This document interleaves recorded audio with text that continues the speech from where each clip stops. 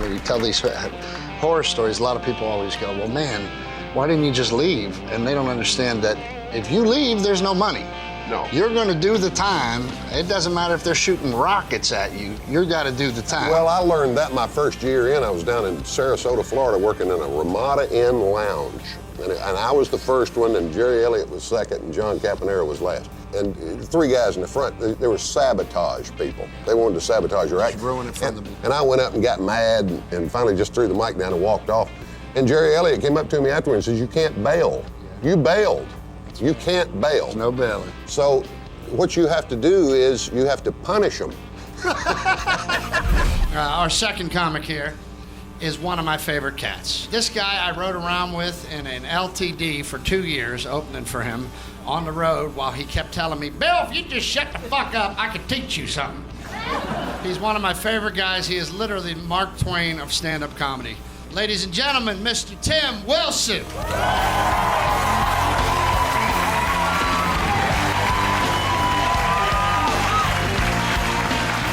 Round of applause for Bill Darnell.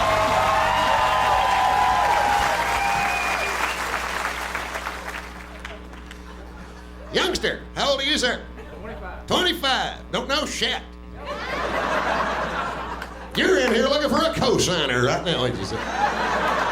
25. Hell, I got underwear. 25. Probably on. How old are you, sir? How old are you, sir? 50? Me and him used to do a thing called go outside and play. It was like a weird thing. You lived in a house, and there was a road in front of your house you could actually cross without a booster seat or an eggshell bicycle fucking helmet. And there were people who lived in that house who actually knew you. And you'd knock on the door and go outside and play with their kid till it got dark with a thing called a stick. And then your mom would come to the door and say, it's time for a thing that we used to call dinner. That was way back when women would do a thing called cook. And there'd be like 4 or 5 pots on a stove. And just some lasagna they were proud of in the Kroger, some shit.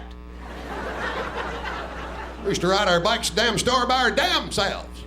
Be 6, 7, 8 miles away from home. Parents didn't give a damn. Where are them kids at? Hell, I don't know. Glad they're gone. Be 9 years old, gonna get you a carton of Marlboro 100s. Porno magazine. The guy at the store, you boys need some lighters with them cigarettes. Say, no, we got Daddy's lighter. Well, you better change clothes before you get home. They'll smell smoke. You'll get a thing that we used to call an ass whipping. That was something they quit issuing about 25 fucking years ago, sir. When you get a beer gut and no hair, you're gonna understand how much 25 gripes my ass, sir. We're not having bicycles like you little fuckers had. Flip around, flying, going over the cliff upside down, all that bullshit. We had to hold on with 2 big toes on a lug nut, didn't we, sir? Had a sissy bar, banana seat, easy rider handlebars. You go flipping that damn thing around, you get a scrotum sack on your reflector. 25. 25? What you gonna do, bitch? That little 20-year-old wanted to beat my ass in the Midas Muffler Shop parking lot the other day. I'm 50, trying to get a Suburban across 17 lanes of traffic. He pulls up in the Honda Fast and Furious. He obviously can't drift yet. What you gonna do, bitch? I said, before we start, I'm still living in 1974. I'd appreciate it if you'd call me a son of a bitch. Because you get over 40, that fighting shit stops. Not because you won't win, because you stay in the hospital twice as long as the kid whose ass you beat. Be at church Sunday. Tim Wilson's still in the hospital.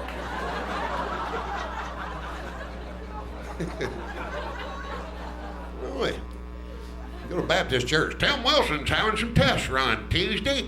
It's some sort of testicular shit. A 20-year-old kicked him in the nuts and Midas muffler shot.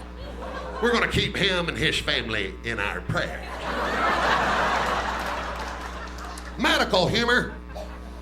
I always love the old ladies at the town hall meetings. I want to be able to pick my own doctor. I go, ma'am, Elvis and Michael Jackson both pick their own doctor. And prescribe their own horse tranquilizer. Or propofol or whatever it was. Oh, I'm so talented. I need some sleep. Can somebody go to the surgery room at the hospital and bring back some anesthetic? Why don't you drink a beer and jack off and go to sleep like the rest of us? 25. Let me explain something to you, sir. Me and him, and fuck him. We grew up in cars with no air conditioning. Our entire childhood was spent with our ass melted to a vinyl seat.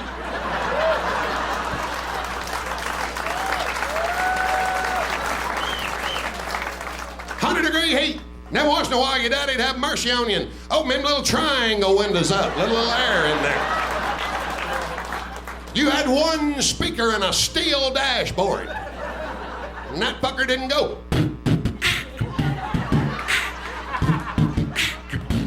It went.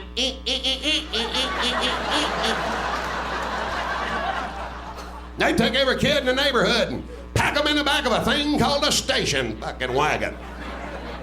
There was a well-designed vehicle with a back seat pointing the opposite direction, so 5-year-olds could shoot birds at troopers.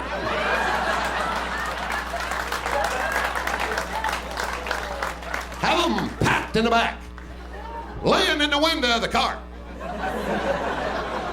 With no seat belts. Nobody gave a fuck about kids back in them days. You drop a kid out of a station wagon in the early 70s, how you did turn around and go get his ass.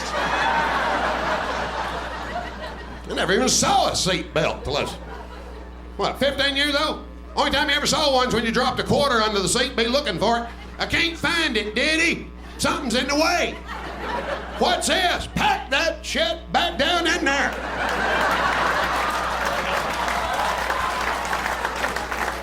That's gonna fly around and hurt somebody. The only good news about a station wagon was if you broke down between here and Macon, you had enough wood on the side to keep a good fire going.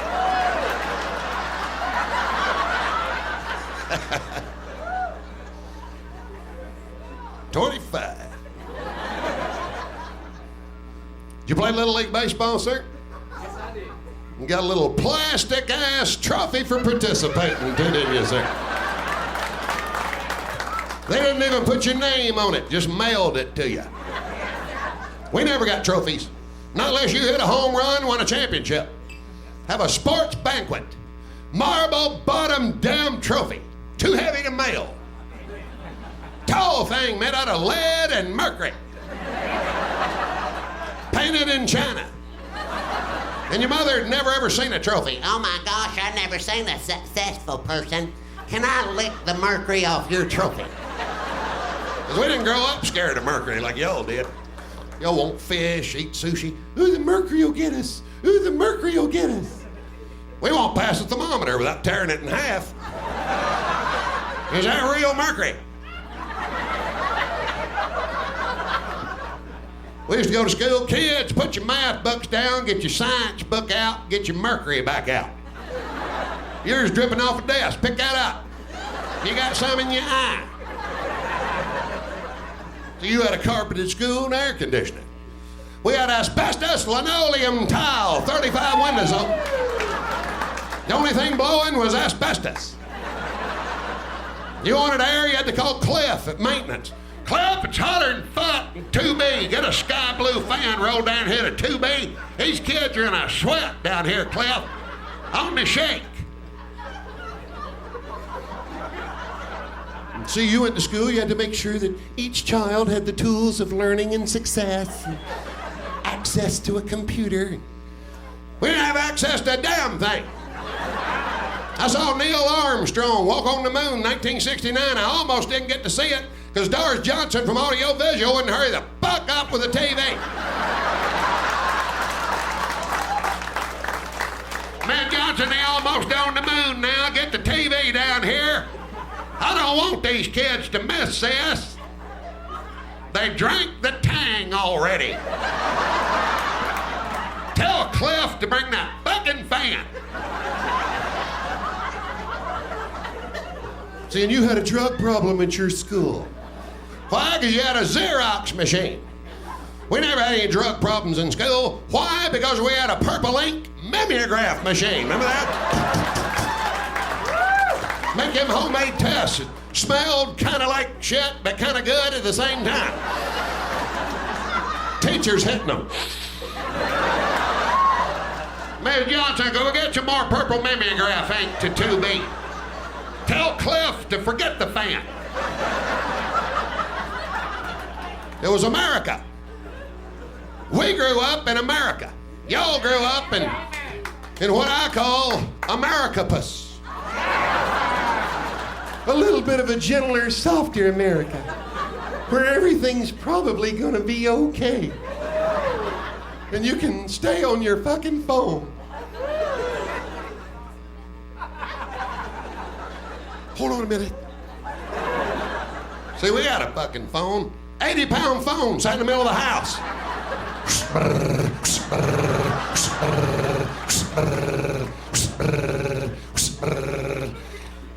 Fuck!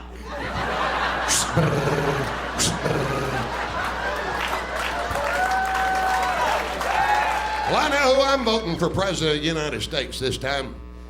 Troy Landry from Swamp People. That's who I'm voting for. He's a great American. And Bucky's bilingual. I voted for Barack Obama for president of the United States his first time. See, I knew none of y'all did. See, I know my crowd. You don't like Barack Obama, sir? Well, you got a problem with the president of the United States, sir? I guarantee you, Bill Clinton went up to Barack Obama and said, if you'll make my wife Secretary of State and keep her ass out of this country for 9 months out of the fucking year, I swear to God, I will campaign for you the last 2 weeks. And Obama said, we'll look at her record. We know she's highly qualified. We know she was a very worthy opponent. And we may very well tell her to go fuck herself. I'm not an impressionist, but I got the rhythm right. You go up, you go up, you go up one more time. You go up just a little quicker. And then you go up and down. Anybody have a relative in their family who lied like a damn dog? Not talking about once in a while, talking about all the time. You didn't even believe they were a relative till you saw paperwork on it. Had an uncle like this. His name was Benford Smith Wilson. We called him Uncle BS. You walk up to him, Uncle BS, where were you November the 22nd, 1963? November the 22nd, 1963. Let me think a second. That's the day everybody's supposed to remember where they was. I was working at a school book depository in Dallas, Texas. Houghton Mifflin had just come out with that new math, and they had them real thick math books, and it's hard to pick them math book boxes up by yourself, and I told them, y'all got to get somebody in here to help me with these damn boxes. And they hired a fellow named Harvey something. I can't think of his name. He'd been in the Marine Corps, and I, of course, in the Navy for 5 years, and he kept bragging about what a great shot your Marine Corps was as opposed to your naval forces. I said, I tell you what, you little pinko commie bastard. This afternoon at lunch, I want you to go back to your boarding house and bring back your rifle. I got 2 tickets to the Texas Theater. Says you can't hit that manhole cover down there by that grassy knoll. You know, he cracked off 4 shots. Damn, for President of the United States didn't happen to drive by at that exact moment. We felt bad about that. Uncle B.S., where were you December 1955? City bus driver, Montgomery, Alabama. Wrestling a steering wheel, trying to get a 14-year-old to turn Elvis down so I could figure out how many black people I can squeeze on and still have room up front for the white folks. Best-looking woman in North America crawls on my bus. Peroxide hair, legs up to her hind end, 40D cup staring me right square in the eye. I'm hoping she'll sit in the third seat from the front, my eyeballing seat. I look up in the rear view mirror of the... Damn if Rosa Parks ain't in my eyeballing seat. Now I can sit here and look at Rosa for the next 15 miles or get her to get up and give Miss Nude Alabama her seat. Rosa knows I ain't had a date in 6 months. Picks today to turn into a civil rights martyr. Just goes to show every time I see a good-looking woman, somebody makes a federal case out of it. Uncle B.S., where were you December 24th, 1 hour BC? December 24th, 1 hour BC. Working as a part-time night desk clerk, Bethlehem, Israel. Place called the North Star Motor Lodge. Bucked up out the rear end, trying to get my Caesar census form filled out and stuck a Coke machine all at the same time. Up to my ass and caffeine-free Diet Cola. Some carpenter strolls in with a pregnant wife, a tired mule, and a bad attitude. Trying to strong-arm me into throwing 2 Roman soldiers out of room 107. I told him, Jesus Christ, man, we're in the people-pleasing business. God bless you. Have a good evening. Thank you.